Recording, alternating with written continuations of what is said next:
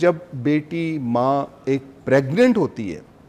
That is the time कि वो अपने आने वाली नस्ल का करे। बच्ची जब पैदा होती है तो बच्ची जो है ये एक सिंबल और एक ये प्राइड है मेरे नज़दीक तो, कि जिसने आपकी नस्ल को और आपको आगे लेके चलना होगा। हमारे यहाँ तो माशा है जो पुत्र हो जाते हैं वे उल्टे सीधे होते फिर जी जवान आ गया, whereas it is not true. अब मुआशरे के अंदर हमारे यहाँ यही है, बीबी बहन है, आप तो खैर अमीर लोग हैं नहीं है, लेकिन अगर कोई मिडिल और मिडिल क्लास के लोग हैं जहाँ माएँ बहनें खुद अपना घर का काम करती हैं, अब उनके साथ क्या होती है,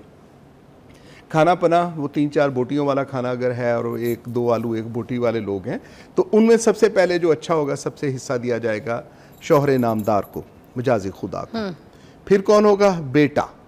बेटा चूँकि हमारा सपूत है और बेटे का ख्याल रखना चूँकि इसने जी बड़ी जाके दुनिया फतह करनी है, देन इट इज़ द बेटा। फिर कौन होगा, फिर वो बेचारी बेटी, बेटी के लिए। और जो हांडी के अंदर से पूंछ पाँच वाला काम होगा वो माँ अपने आप को बड़ी हीरोइन समझती है कि मैं बहुत बड़ा काम कर रही हूँ, और खा के वो अल्लाह का शुक्र भी करती है कि शुक्र अल्हम्दुलिल्लाह करके जो सुबह उठी है अजानों से पहले से लेके सारे ये काम करने के लिए, और अपनी डाइट और अपना ख्याल उसका ये है कि अपने ख़ानदान को, और ख़ानदान भी उनको, जो कि मेल डोमिनेंट सोसाइटी का मैं समझता हूँ ये फीचर है। लेकिन मैं हमेशा इस बात को कहता हूँ कि वो बच्ची जब माँ प्रेग्नेंट है, वो बीबी उसको अपने बच्चे के ख्याल रखने की खातिर उसका ज़रूरी है, जब वो अपनी डाइट ठीक रखेगी, एक्सरसाइज ठीक रखेगी। हमारे मुआशरे में बदकिस्मती से ऐसा नहीं है कि हुकूमती सतह पे हमारे पास हों काउंसलिंग कंसल्टेशंस के प्रेग्नेंट ख़वातीन के साथ। हमारे यहाँ मतलब एक प्रेग्नेंट ख़वातीन अगर अस्पताल आती तो समझते हैं ये बीमार है, बीमारी के अलावा कोई काउंसलिंग के लिए नहीं आता।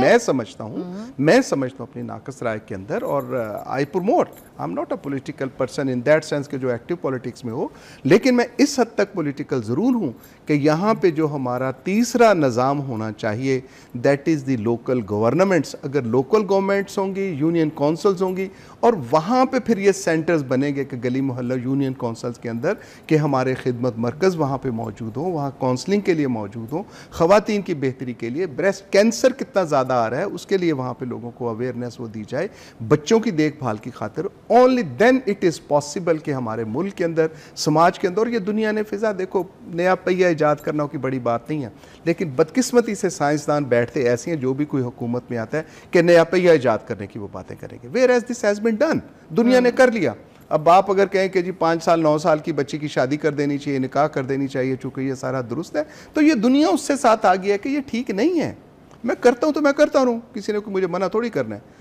अगर मुझे आई है और मैंने मीनारे पाकिस्तान से छलांग लगानी है, क्योंकि जी पहले बहुत लोग ऊंची जगह से कूदा करते थे, कूद जाएगा कोई ना कोई जाके, लेकिन क्या ये दुरुस्त है? ऐसा दुरुस्त कतई तौर पे नहीं होएगा। और दुनिया के अंदर दुनिया ने जिसने अपने मुआशरे को ठीक किया, I am not a person के जो कि फ़लाँ मुल्क चंगा है जी फ़लाना पैड़ा है, not at all. It is about a society,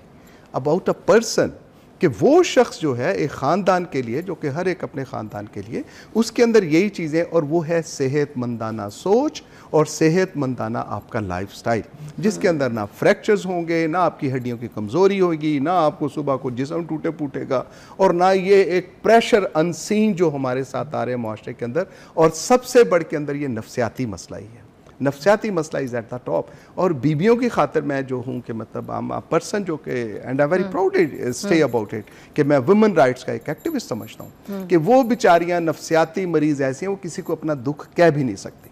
ना बेटियाँ कह सकती है, ना माँ कह सकती है, ना बहन कह सकती है। हमारे पास जितने भी डॉक्टर्स आते हैं, ठीक है ना प्रोफेसर, वो हमें ये कहते हैं कि vitamin D is very necessary. आप हों या बच्चे हों, वो आपने विटामिन डी लेना है, क्योंकि वो कहते हैं कि कैल्शियम आपकी बॉडी में तब तक एब्जॉर्ब नहीं होता जब तक विटामिन डी आपकी बॉडी में ना हो। तो आप लोग विटामिन डी का इस्तेमाल ज़रूर करें। और for bones if you talk, तो विटामिन डी डेफिनेटली जो है ना रेकमेंड करते हैं। आप क्या कहेंगे इस बारे में? देखिए ये दुरुस्त बात है कि vitamin D is very much essential, likewise calcium is very much essential, phosphate is very much essential, और जितने भी विटामिन्स हों, B1, B6, B12 और जितने भी आपने नाम लेती जाएँ, सारी चीज़ें ज़रूरी हैं।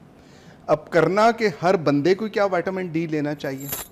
एक तो जो I feel and I ever propagate कि जो नेचर है, और हमारे पास थोड़ा सा अल्लाह ताला का ये एहसान है कि विटामिन डी ये सुबह के मॉर्निंग जो सूरज है उसके साथ मौजूद है, और सुबह का सूरज सुबह 9-10 बजे से पहले तक का। अगर आज के दिनों में देखें कि सूरज सुबह 4, साढ़े 4, 5 बजे निकलना शुरू हो जाता है, और लाहौर तंदूर अब बना हुआ है, तो इसके अंदर भी सुबह की जो है वो, और उसके लिए ये नहीं कि मैं कपड़े शपड़े पाँव पे और सर को लपेट के और समझूं कि जी मैं सूरज के साथ, no, it is not like that. अगर जैसे सन बाथ लोग लेते हैं कि अगर जिस्म के ऊपर, स्किन के ऊपर, तो फिर ये सारा प्रोसेस होता है और हमारी हड्डियों को और विटामिन डी हमारी बॉडी को वो मिलता है। मगर सर जो हम सनब्लॉक लगा के प्रोटेक्ट कर लेते हैं, एक लेयर बना लेते हैं, वो लेयर हम बाद की बात करते हैं कि जब यूवी इसके साथ, सन के साथ आ जाएगा, then you need a sun block, उससे पहले नहीं। अब सुबह का early morning is rich of the vitamin D. ये कुदरत का निजाम है, जो जितना चाहिए आप ले लेंगे, ज्यादा होगा तो खुद ब खुद निकल जाएगा। अच्छा, अब जो हमारे यहाँ एक प्रोपोगेट किया जाता है, अनफॉर्चुनेटली मैं इसे कहूंगा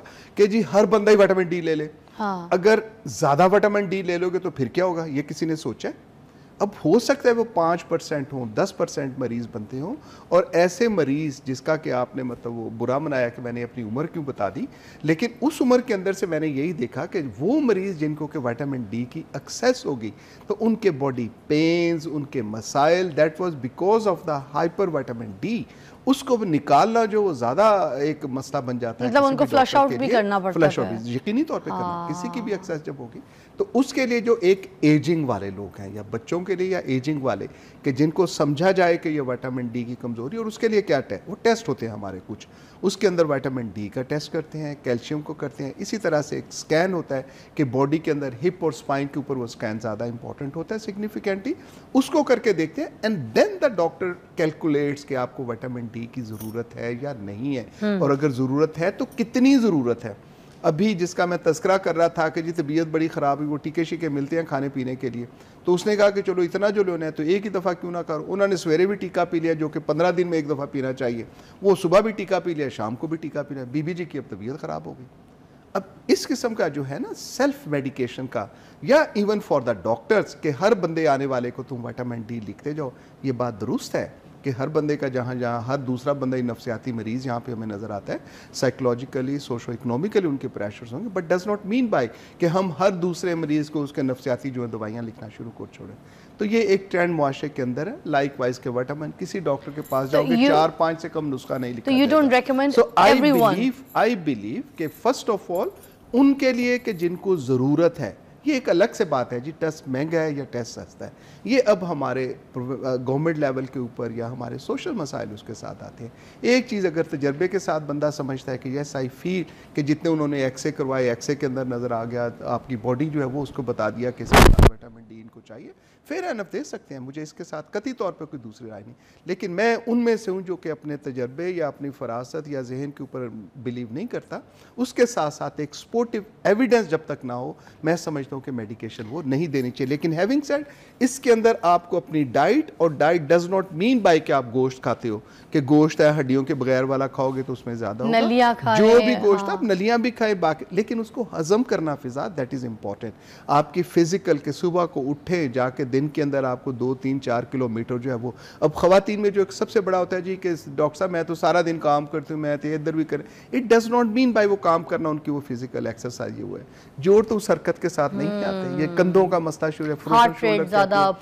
बट हैज टू बी कि अगर खुदारा मैं बिलखुसूस आपके तो बीबियों के लिए कि अपने आप का ख्याल रखें, अपने चेहरे का भी जरूर ख्याल रखें, लेकिन उसके साथ साथ आप इंसान हैं और यकीन जाने कि आपका जन्म भी एक ही जन्म है खवातीन के लिए। अपने लिए थोड़ा वक्त निकालें, एक्सरसाइज करें, अपने आप को खुश रखें, वो चीज़ करें जिसके साथ आप जहनी तौर पे जो है वो खुशहाल और सेहतमंद रहते रहें। और हड्डियों के लिए that is the exercise, and exercise के साथ आप जो है फल खाएं अगर अल्लाह ताला ने दिया है, सब्जियां खाएं, और गोश्त की तो आप नलियों समेत वाली बातें करें मैं तो खाती हूँ, बड़े शौक से खाती हूँ, मगर मैं वर्कआउट करती हूँ। मुझे सुन के कोई ये ना शुरू कर दे कि नलियाँ खाना शुरू कर दे, मैं स्पेशली नलियाँ लेकर आती हूँ, मसाले में उसको भून के गूदे की नलियाँ बड़े शौक से बासी रोटी पे रख के खाती हूँ। भूनना नहीं चाहिए जो भी चीज़ है, बाय द वे ये ज़्यादा भून के उसकी जो है ना सारी ये खत्म करने का हमारे नली के अंदर कौन सा मसाला इतना सा होना चाहिए, नॉट ओनली गोश्त के साथ भी, हमारी जो चीज़ भी खाओ ना, दाल खा लो, गोश्त खा लो, अल्लाह के फजल से वो मिर्चें और वो मसालों का एक ही टेस्ट होगा। अच्छा। तो उसके लिए जो भी चीज खाते हैं, सब्जी बनाते हैं, गोश्त थोड़ी सी थोड़ा सा तहम्मुल के साथ उसके भूनने शूने के अमल को जरा। सर वो जो नली होती है ना वो भूनती कोई नहीं है, ऊपर से हड्डी भुन जाती है तो नली अंदर पूरी साबुत होती है, उसको बासी रोटी पे ऐसे निकाले तो उसके अंदर कुछ भी नहीं होता, सिर्फ उसके अंदर एक भुनी भुनी खुशबू होती है। कभी बासी रोटी पे रख के खाइएगा, उसके बाद आप जब मेरे शो पे आएंगे आप कहेंगे रात ही में मैं आपसे एग्री करता हूँ कि आप उनमें से जो हड्डी लेके आए जो हाथ मार मार के जो है ना प्लेट, और और जब ये आदत पड़ जाए इतना बुरा लगता है कि किसी भी होटल के अंदर कोई बीबी ला रही होती है। हाँ, आपको पता है, और मुझे कोई टोक देना तो मैं आगे से कहती हूँ मेरा घर नहीं चलाते, मैं इनको पैसे देके खाने आई हूँ, मैं तो ऐसे पैसे बहुत अच्छा करती है माशाल्लाह, प्लेट भी सर कितने मजे की आज हमने नेचुरल बातें भी की है। I like this segment a lot. Thank you so much doctor साहब, you are the very natural person. Doctor साहब अगर एक दिन के अंदर 200 पेशेंट भी देखते हैं तो ऐसे नहीं देखते, वो बहुत पर्सनल होके पूछते हैं, पूरा हुलिया चीज़ें समझते हैं, बीमारी को सही डायग्नोस करते हैं, उसके बाद दवाई देते हैं। सच अ गुड सोल, बहुत अच्छे इंसान है। और पर्सनली अल्लाह ना करे कभी किसी को जरूरत पड़े, अगर मुझे कभी जरूरत पड़ी मैं आपके पास ही आऊँगी। आप आती भी नहीं। मैं आपके पास आऊँगी। ठीक है जी, ठीक है, टेक अ ब्रेक।